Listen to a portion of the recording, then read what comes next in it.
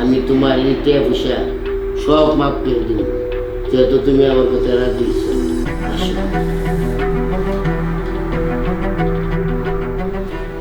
এই তোমার কি হয়েছে? ঘরে আসার পর থেকে দেখি মন মরা হয়ে আসো, কোনো কথাবার্তা বলছো না, কি হয়েছে? মুখ টুক শুকায় গেছে, বলবা তো। কি আর বলবো রে, কত শখ করে টাকা পয়সা করে ব্যবসা দিয়েছিলাম, সে ব্যবসায় যে এত শীঘ্রই আমি লস কামবো সেটা কল্পনা করতে পারি না। আমি কিভাবে এতগুলো ঋণ পরিশোধ করবো, আমি কি করবো ক? আচ্ছা, টেনশন করলে নিজের হাল ছেড়ে দিলে কি ঋণ পরিশোধ হয়ে যাবে? যে কোনো একটা তো ব্যবস্থা করতে হবে। দেখে এদিকে আগায় বসো, দেখে এদিকে আগাও। শোনো, তুমি আর ভেঙে পড়লে কি ঋণ পরিশোধ হবে? বুঝো। কি করতে পারি?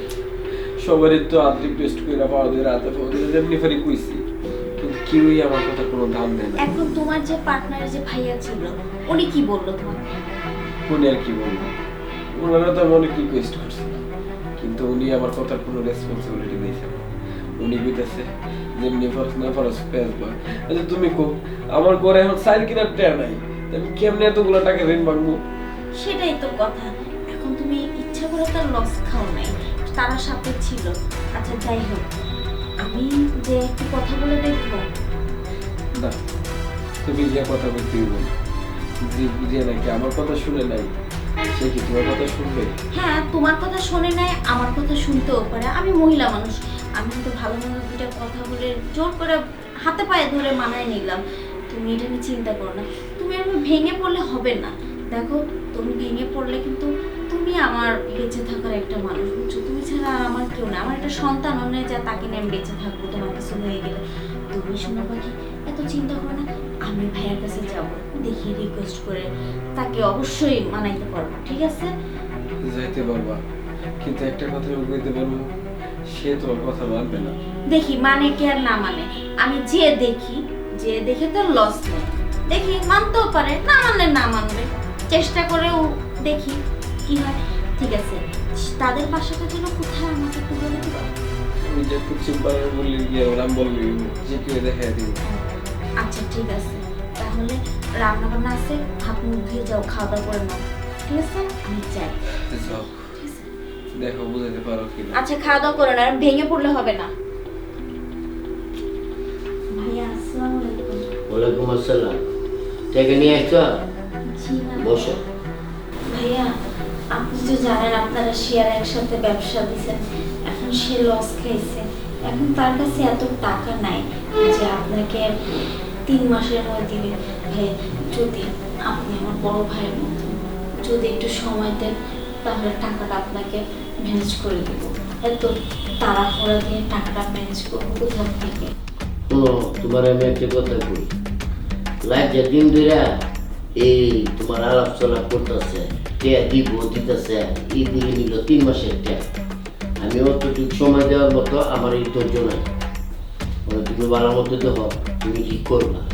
হ্যাঁ, আপনি তার মধ্যে আমাকে যা করতে বলবেন আমি তাই করবো, কিন্তু আমার স্বামীর উপরে এই প্রেশারটা দিয়ে না। সে মরে গেলে আমার একমাত্র বেঁচে থাকার মতন সে ছাড়া আর কেউ না। আচ্ছা শোনো, তোমাকে আমি বলি, আমার কথা যদি তুমি রাজি থাকো তাহলে আমি তোমাকে টাইম দিতে পারি 1 সপ্তাহে, আর নাকি তোমার জামাইকে পুলিশে দিয়ে দিই। না না, পুলিশে দিয়ে দরকার না। আপনি আমাকে যা বলবেন, এই যে আপনার এত বড় একটা বাড়ি, যদি বলেন কাজ করতে সেটাও আমি করে দিব। আর এই কাজ করতেই তো না, তুমি আমার মনে খুশি করে দিবা। হ্যাঁ, এর বিনিময়ে তোমার টাকা যা আছে সব কিছু আমি মাফ করে দিব। ছি, তবু আমি তোমার এই, সরেন। আপনি তো আসলে অতিরিক্ত একটা জঘন্য লোক। আপনি কিভাবে এই কথাটা বলতে পারলেন? হ্যাঁ, আমি আপনার মেয়ের বয়সী। হ্যাঁ, আপনি কোন ইসে জ্ঞানে এই মুখ দিয়ে উচ্চারণটা বের করেন যে আপনাকে আমি সময় দিব? ছি।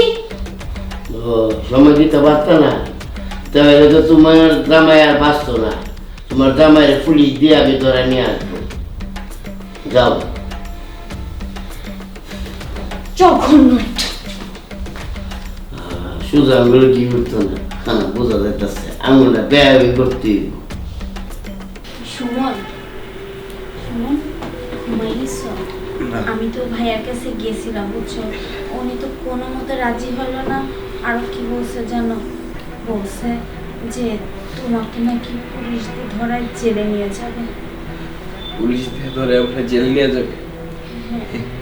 না না না, না, আমি পুলিশের কাছে কোনো প্রকারে আমি ধরা দেবো না। প্রয়োজন হইলে আমি ওই ফ্যানের মধ্যে রশি লাগিয়ে গলায় দড়ি দিয়া আত্মহত্যা করবো। তারপর আমি পুলিশের হাতে নাম দেবো না।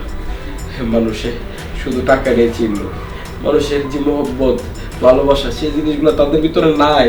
তোমার আমি না করছি, মানা করছি যে তুমি যাও না, তোমার কথা শুনবো না। এখন আমি কি করব? তুমি তো আমার স্বামী, আমার একটা কর্তব্য যে আমি বউ হয়ে তোমার পাশে দাঁড়াই, এই জন্য গেছি, না হলে তো আর যেতাম না। আর তুমি কেমন কথা বললা? তুমি সামান্য করে টাকার জন্য ফ্যানের ঝুলে আত্মহত্যা করবা, আমার কথা কি একবার চিন্তা করলা না? আর তুমি চিন্তা করো না, তোমার ওই ফ্যানে ঝুলতে হবে না। আমি যতদিন জীবিত আছি তোমাকে পুলিশ কেন কোনো কিছুতে ধরে নিয়ে যেতে পারবে না, বুঝছো? তুমি নিশ্চিন্তায় থাকো। সত্যি কইতেছ? হ্যাঁ, সত্যি কথাই বলতেছি। আমি তো জীবিত আছি, আমি তো মরি নাই। আমি তোমাকে এই টাকা থেকে উদ্ধার করব, ঠিক আছে? সত্যি কইতেছ? তুমি আমার হ্যাঁ, টাকা থেকে উদ্ধার আমি করবা? যে কোনো ভাবে তোমাকে উদ্ধার করব। তুমি তুমি একমাত্র আমার বেঁচে থাকার সব কিছু। তোমার যদি কিছু হয়ে যায় তাহলে আমি কি নিয়ে থাকবো বলো? তুমি তো এটা কখনো চিন্তা করো নাই। আরে বউ, আমার তো তুই ছাড়া কেউ নাই। তোর ছাড়া কি আমি কোথাও যাইতে পারি? যাইতে পারি না। তুই দেখ যেভাবে পারিস এই ঋণগুলো মুক্ত কর আমার থেকে। হ্যাঁ, আমি যেভাবে পারি তোমার এই ঋণ আমি মুক্ত করবে। আর তোমাকে পুলিশে ধরবে, আমি জীবিত থাকতে আমার একটা পশমের উপরে তোমাকে নিয়ে যেতে পারবে না, বুঝলে? তুমি নিশ্চিন্তায় থাকো, আমি তো আছি, বুঝতে পারছো?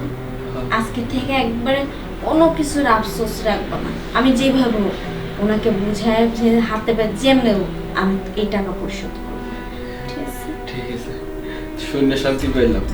আজকে রাইতে আমার অনেকটা ঘুম হইব। কতদিনের ঘুম হয় না, চোখে প্রচুর ঘুম। আচ্ছা, তুমি তাহলে ঘুমাও, আমি আসি। হ্যাঁ, আচ্ছা ঠিক আছে। আসসালামু আলাইকুম। ওয়ালাইকুম আসসালাম, বসো এখানে। কি টাকা নিয়ে আসছো? না ভাইয়া, এতগুলো টাকা তো এত তাড়াতাড়ি জোগাড় করা সম্ভব না, তো আমি আপনার কাছে আসছি। আপনি ওদিকে আসার পরে যে কথাটা বলছিলেন আমি ওই কথায় রাজি। তাছাড়া আমার আর করার কিছু নেই। আমি চাই না আমার স্বামী আত্মহত্যা করে মরে যায়। ও, তুমি যে বুঝতে পারছো তার জন্য তোমার ধন্যবাদ। তুমি কিন্তু চিন্তা করো না, আমি তোমার এই পয়সা সব মাফ করে দিব, যেহেতু তুমি আমার কথা রাজি হইছো। আসো।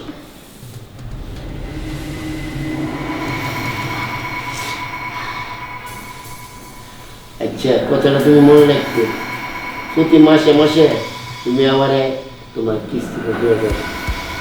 আচ্ছা, কি বলো? হ্যাঁ, দিয়ে দেবো। আর তোমাকে 1 বছরের টাইম দেওয়া হয়েছে। আচ্ছা, তুমি যাও। আচ্ছা, আপনি তাহলে আমার স্বামীকে কিছু বললেন না, তার সাথে আপনি কোনো কথা বললেন না। আমি আপনার কিস্তি প্রতি মাসে পরিশোধ করে দেব, কোনো চিন্তা নেই। তুমি অত চিন্তা করো কেন? আমি কি অত দেখবো? আমি তোমার স্বামীকে বললাম। হ্যাঁ, আচ্ছা, তাহলে আমি আসি। তো যাও।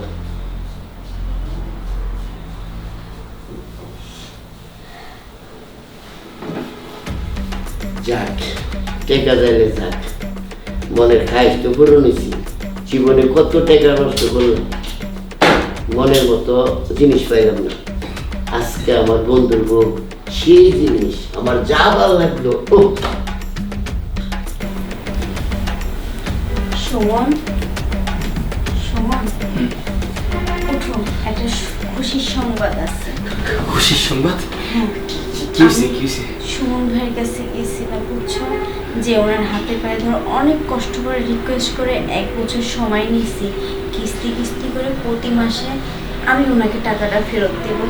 তোমাকে কিছুতে ধরে নিয়ে যাবে না, পুলিশও না, উনিও কখনো আসবে না। সত্যি কইতেছ? সব জিম্মা আমি আমার ঘাড়ে নিছি, তোমার আর কোনো কষ্ট মাথায় নিতে হবে না, ঠিক আছে? কোনো টেনশনই নিব না, বলছি না আমি তো আছি, আমি তোমাকে অনেক ভালোবাসি, বুঝছো? তোমার কিছু হইলে আমার অনেক কষ্ট লাগে। আচ্ছা বউ, হ্যাঁ আমার পার্টনার 3 মাসের সময় দিতে চাইছে না, তোমার 1 বছরের সময় দিয়ে দিছে। আচ্ছা তুমি এমন কি কইছো যে তোমার 1 বছর সময় দিয়ে দিল? আমি এমন কি বলছি একদিন না একদিন তুমি জানতে পারবা, কিন্তু এখন তোমাকে আমি বলতে পারবো না যে তাকে আমি এমন কি বলছি, বুঝছো? কিন্তু সে আমাকে 1 বছরের সময় দিছে, সেই 1 বছরের মধ্যে আমি তাকে টাকাটা পরিশোধ করে দেবো। তুমি এতে খুশি না? হ্যাঁ খুশি মানে, আরে তুমি ওর আসমানের চাঁদা না দিলে এত খুশি হইতাম না, যতটা খুশি হয়েছি আমি এই কথাটা শুই না। যাক, তোমার আল্লাহ বাঁচায় রাখুক, আমাদের আজকে থেকে সুখে শান্তিতে সংসার হবে, আমাদের আমাদের কোনো কিছু অভাব থাকবে না। আমি কাজ করবো, কাল থেকে আমি কাজ করবো। আচ্ছা, তুমি নিশ্চিন্তায় কাজ করো, আমাকে কিছু টাকা এনে দাও, আর বাকিটা আমি ম্যানেজ করে এই ঋণ পরিশোধ করে দেবো। ঠিক আছে, আচ্ছা, ঠিক আছে। খাওয়া দাওয়া করবা না? না, যাও, আমার যাও, অনেক ভালো লাগতেছে। যাও ফ্রেশ হয়ে নাও, হাত মুখ ধুয়ে আসো, আমি খাবার বাড়ি। আচ্ছা ঠিক আছে।